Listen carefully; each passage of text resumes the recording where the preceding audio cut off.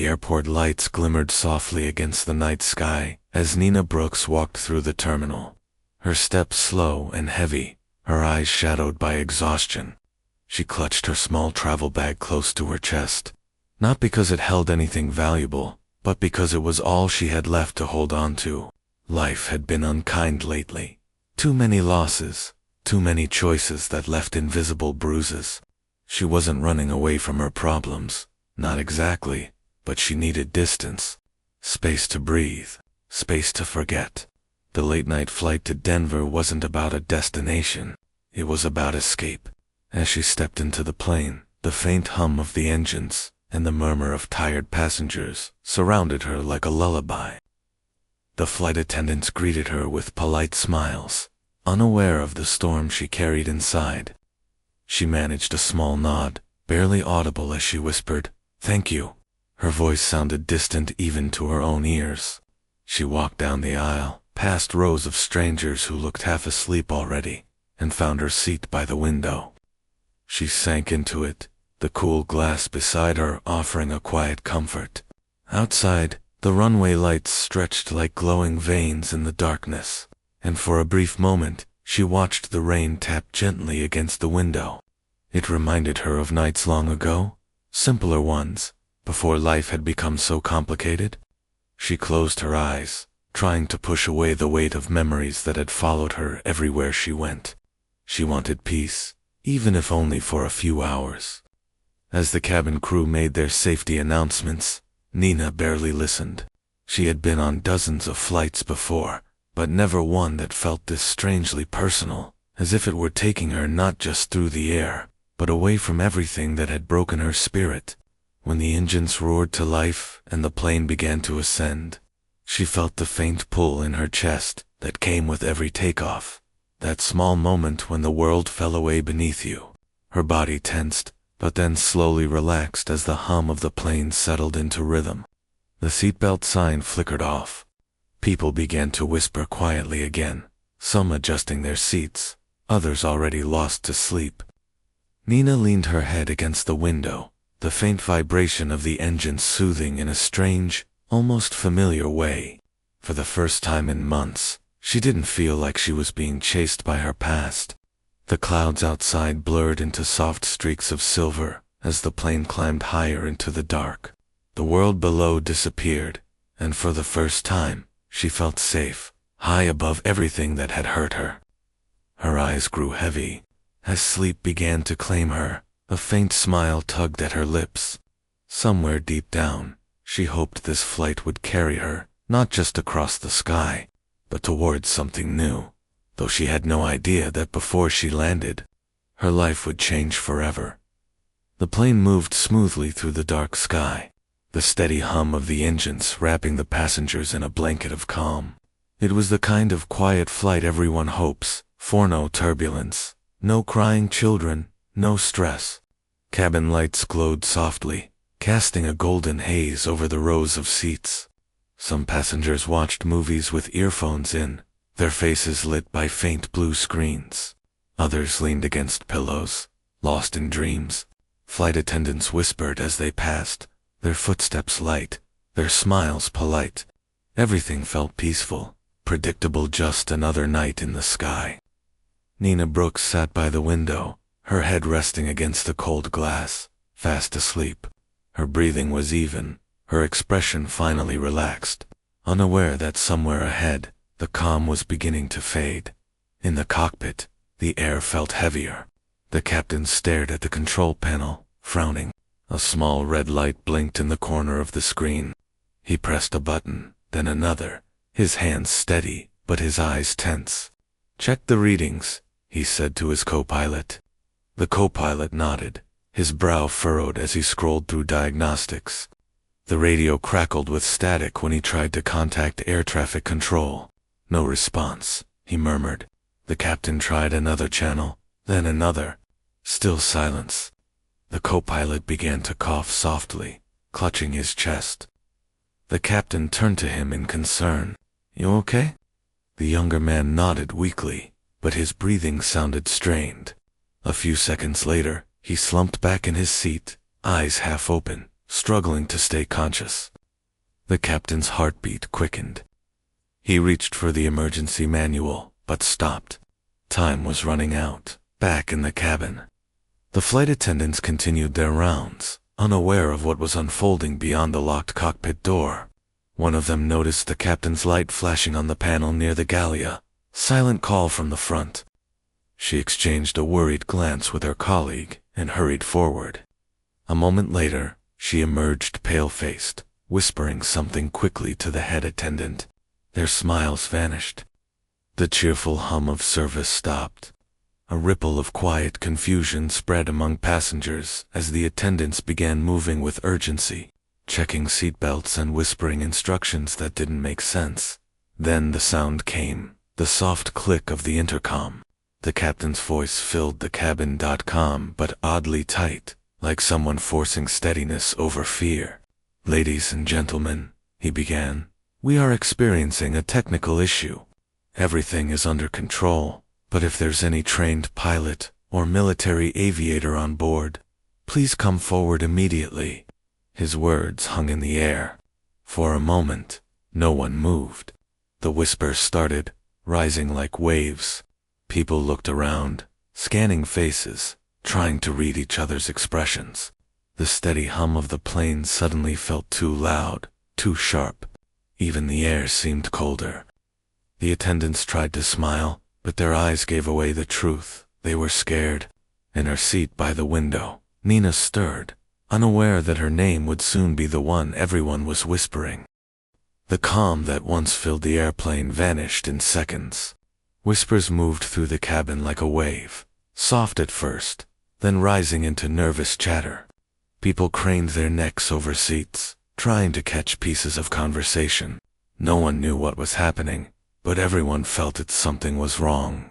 The flight attendants, who usually smiled with calm confidence, now moved quickly, their faces pale and tight. A man in the back whispered that the co-pilot was sick, that he had collapsed in the cockpit. Another passenger claimed the captain had lost contact with the control tower. Fear spread faster than the rumors themselves. The steady hum of the engines no longer sounded comforting. It sounded like the ticking of a clock counting down. A flight attendant hurried down the aisle, her eyes darting from face to face, clearly looking for someone specific. She clutched a folded piece of paper, something from the crew list, and her voice trembled slightly as she asked, "Is there anyone here with flight experience? Military? Air Force?" Passengers exchanged uneasy looks. No one spoke up. A child began to cry softly, sensing the tension in the air. In the middle of all the noise and movement, Nina stirred from her sleep. She blinked, confused, her mind still foggy from dreams. The low hum of panic around her didn't make sense at first.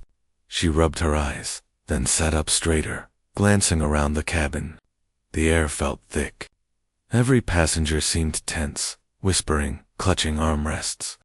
The woman next to her leaned in and whispered, "Something's happening up front. They're looking for a pilot."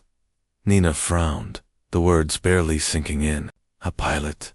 she repeated softly. The woman nodded nervously, eyes wide. The flight attendant stopped suddenly near Nina's row, staring down the aisle, scanning the seats again. For a brief moment, Nina thought she would just sit quietly and wait like everyone else. But then she noticed the way the attendant's gaze lingered on her. It wasn't random. The attendant's expression shifted, recognition flickering in her eyes. She stepped closer, kneeling slightly beside Nina's seat, her voice low but urgent. "Excuse me, ma'am," she said. Are you Lieutenant Nina Brooks?" The sound of that name made Nina's heart stop. She hadn't heard anyone call her that in years. Her breath caught in her throat. She managed to whisper. Around her, the people nearby turned to look, sensing something important. The attendant swallowed hard. "The captain needs help. We're losing connection, and the co-pilot's unconscious." Her words were calm but shaking. For a second, everything went still. Nina felt the blood drain from her face as her past came rushing back: the uniform, the flights, the training, and the accident that made her walk away from it all. She had boarded this plane to escape her past, but now it had found her 30,000 feet above the ground. The world around her faded into silence. Every pair of eyes seemed to turn toward her row. She could feel it, the weight of expectation pressing down. Somewhere near the front, the intercom crackled again. The captain's voice returned, weaker this time, almost pleading. "If there's anyone who can help, please." And Nina realized in that moment that there was no more hiding from who she once was.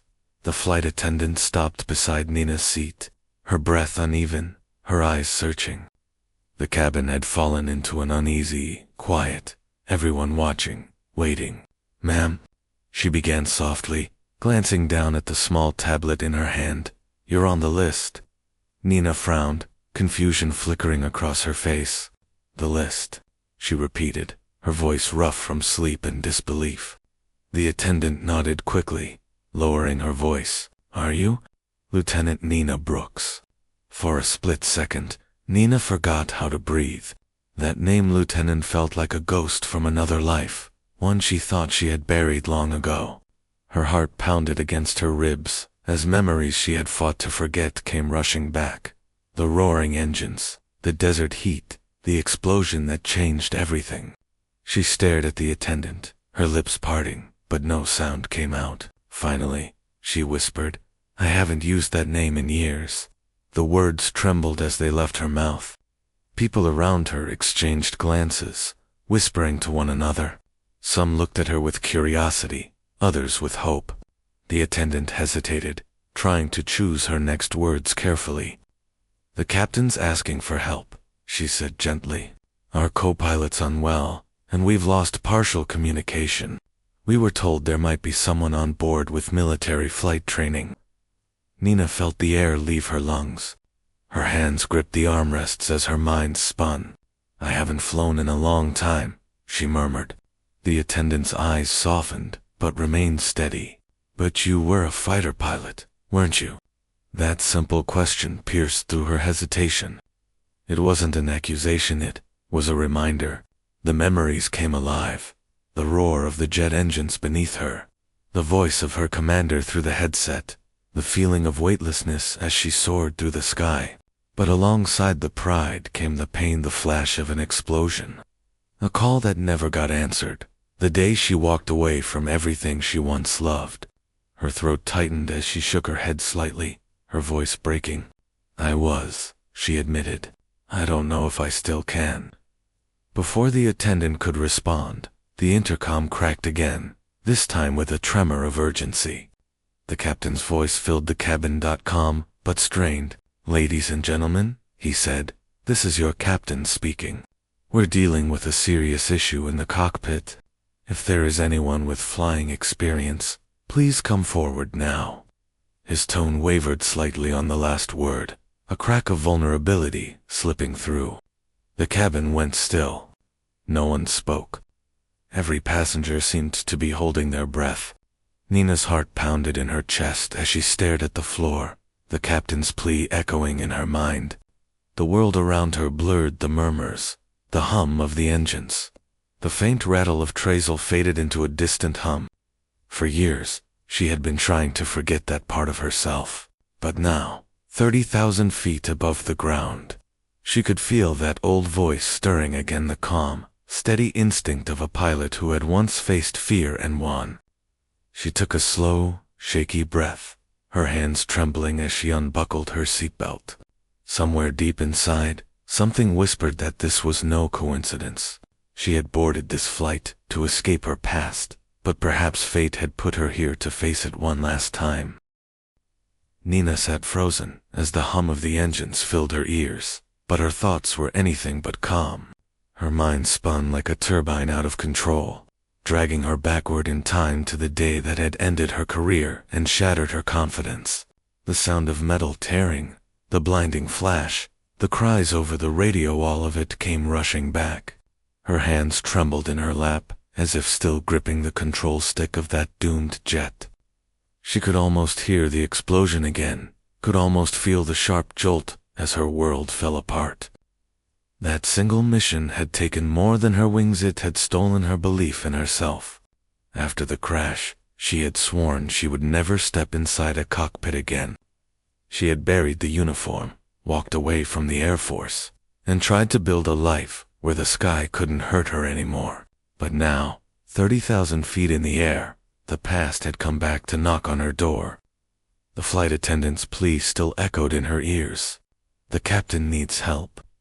Nina looked around the cabin, her eyes moving over the faces of the passengers. An old man clutching his armrest, a young mother whispering to her child, a group of teenagers staring wide-eyed at each other. Fear hung thick in the air, visible in every trembling hand, every shallow breath. No one moved. No one could. For a long moment, Nina didn't either. She wanted to shrink back into her seat, close her eyes, pretend she hadn't heard. She told herself it wasn't her job anymore, that she had already given enough of herself to the sky. But deep inside, something stirred, a quiet, stubborn voice that refused to let fear decide for her again. Her heart pounded, but her breathing began to slow. She remembered her first flight as a cadet, the thrill of rising above the clouds, the pride of knowing she was part of something greater. That feeling hadn't disappeared. It had only been buried under years of guilt. Maybe, she thought, this was her chance to take it back. I can't let fear fly this plane, she whispered to herself, the words barely audible, but strong enough to make her move. Slowly, she unbuckled her seatbelt. The metal clicked loudly in the quiet cabin. Heads turned. The flight attendant, still scanning the rows, stopped and met her gaze. Their eyes locked, and in that silent exchange, everything was decided. Nina rose to her feet, her knees unsteady, but her resolve solid. She straightened her jacket and took a deep breath, steadying her voice before she spoke. "Take me to the cockpit," she said quietly. The attendant nodded in relief and motioned for her to follow. As Nina walked down the aisle, passengers whispered, recognizing her courage even if they didn't know her story. Every step felt like walking out of the shadows of her past and back into the light. She had once fallen from the sky, but tonight, she would rise again.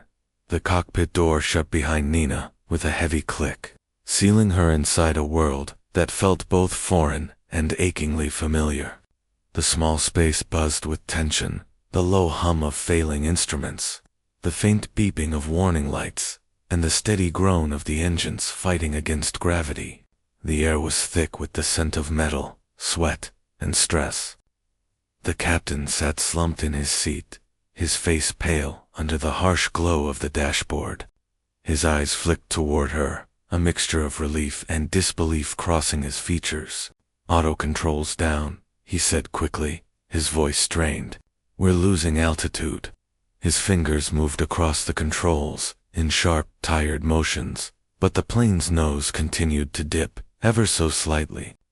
Nina felt her pulse quicken, but she forced herself to breathe evenly. She slid into the co-pilot's seat, her hands hovering above the controls for a second before gripping them firmly. The metal was cold beneath her palms, but the feeling grounded her. It reminded her of who she used to be. For a brief moment, her body froze. The memories of her last flight tried to claw their way back, whispering of failure and loss.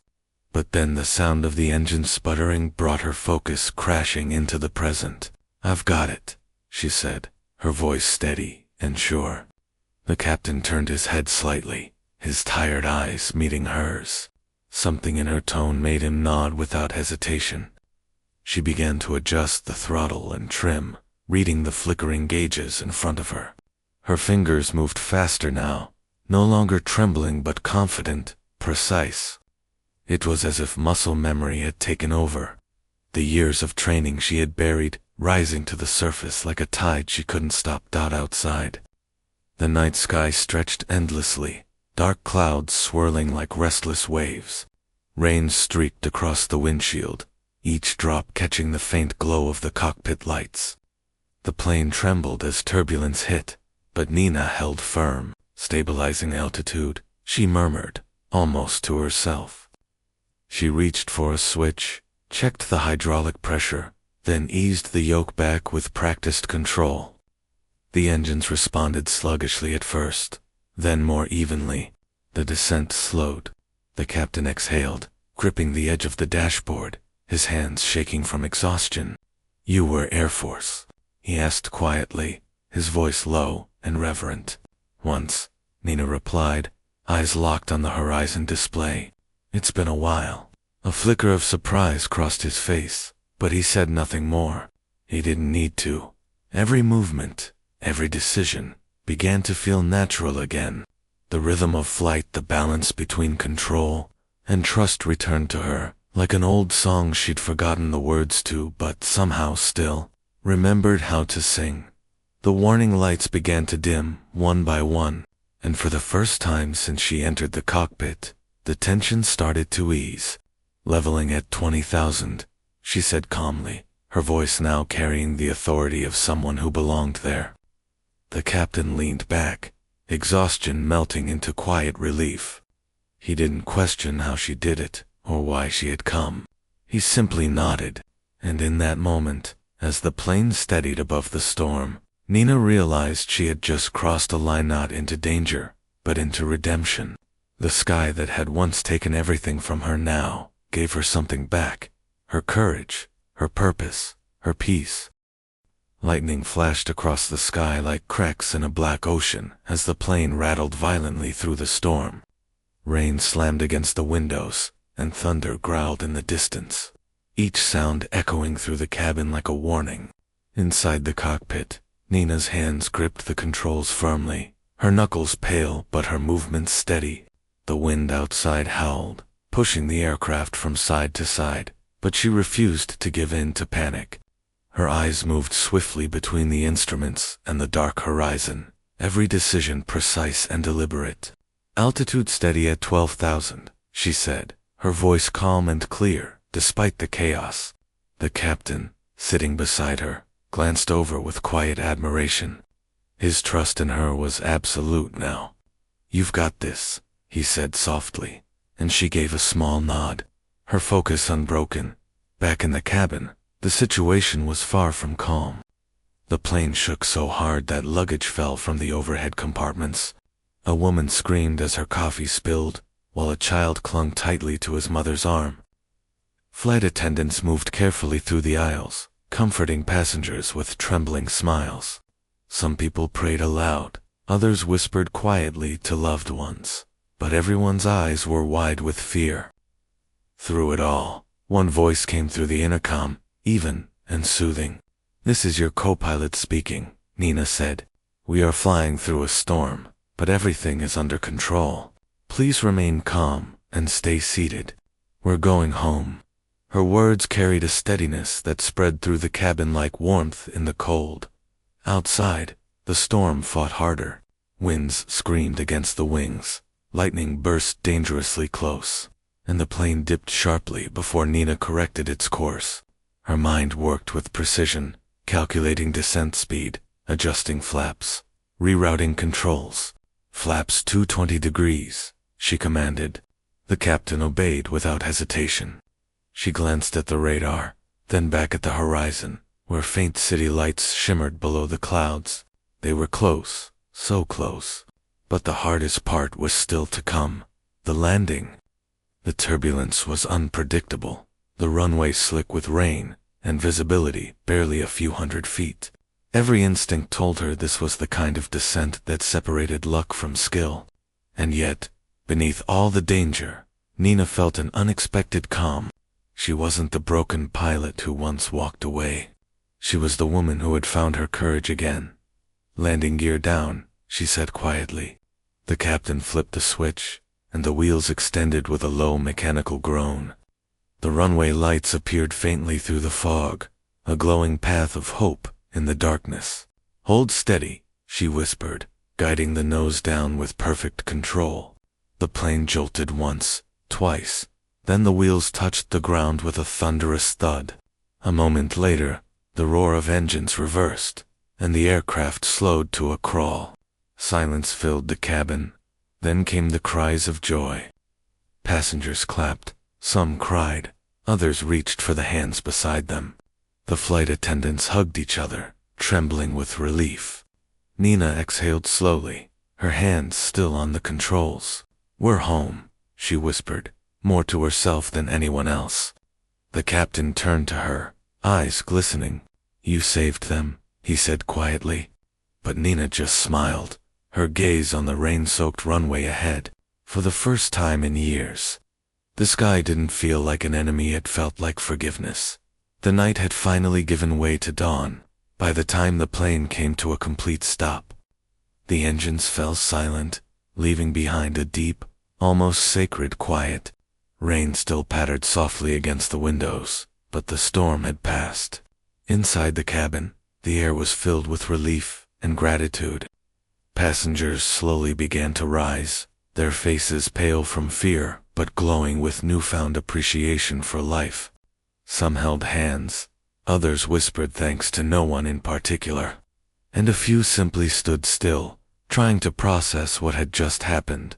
Nina stood near the cockpit door, her uniform still slightly damp from sweat and rain, her hands trembling, but this time it wasn't from fear. It was from the overwhelming rush of emotion that followed survival. The flight attendants moved through the aisles, helping people gather their belongings, but most paused when they passed Nina, offering tearful smiles and words of gratitude. One older woman, her eyes shining with tears, stopped and touched Nina's arm. "You saved us," she whispered. Nina shook her head gently, her voice soft. "No," she said, "we saved each other." As passengers began to disembark, many stopped at the door to thank her personally. Some shook her hand, others hugged her briefly. One child handed her a crumpled drawing he had made during the flight, a little airplane with wings spread wide above a rainbow. Nina took it carefully, smiling through the lump in her throat. "It's perfect," she said, tucking it into her pocket as if it were made of gold. For the first time in years, she felt something she hadn't known. She missed connection, purpose, peace. The captain joined her by the door, his face now calm, his exhaustion replaced by quiet admiration. "You didn't just land a plane tonight," he said softly. "You found yourself again." His words hung in the air like sunlight breaking through clouds. Nina looked at him, unsure what to say, but her eyes said everything. "Thank you. I understand. I'm home." When the last passenger had left, she finally allowed herself a moment to breathe. She turned toward the window, watching the horizon slowly shift from dark blue to pale gold as the first light of morning spilled across the runway. The storm clouds were fading, revealing a sky that seemed endless, forgiving, and full of promise. She pressed her hand lightly against the cold glass, feeling the warmth of the rising sun seep through. In that quiet moment, she thought back to the woman who had boarded this flight just hours earlier, tired, lost, afraid of her past. That woman had been running from her pain, believing she would never find peace again. But standing there now, with the dawn stretching before her, she realized that she hadn't been running away, she had been flying toward herself.